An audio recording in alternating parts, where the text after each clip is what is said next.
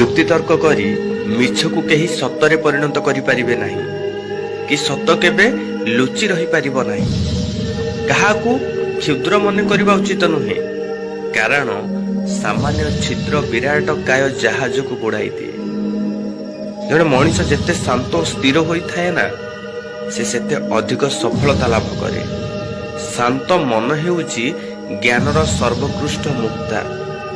ଶାନ୍ତ ରୁହ, ତଦ୍ୱାରା ତୁମେ ଅନ୍ୟମାନଙ୍କ ଉପରେ ରାଜୁତି କରିପାରିବ।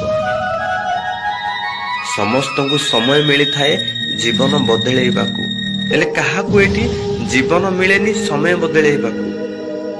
ନିଜ ଜବାବ ଦେବା ଦ୍ୱାରା ମଣିଷ କମ୍ ଅନୁତାପ କରିଥାଏ, କିନ୍ତୁ ସମୟ ଯେଉଁ ଜବାବ ଦିଏ ନା, ମଣିଷ ତାକୁ ପୂର୍ଣ୍ଣତାର ସହିତ ଅନୁତାପ କରିଥାଏ। ଯଦି ଏ ଭିଡ଼ିଓଟି ଭଲ ଲାଗେ ନା, ନିଶ୍ଚିନ୍ତ ଆପଣମାନେ କମେଣ୍ଟ ମାଧ୍ୟମରେ ଆପଣମାନଙ୍କର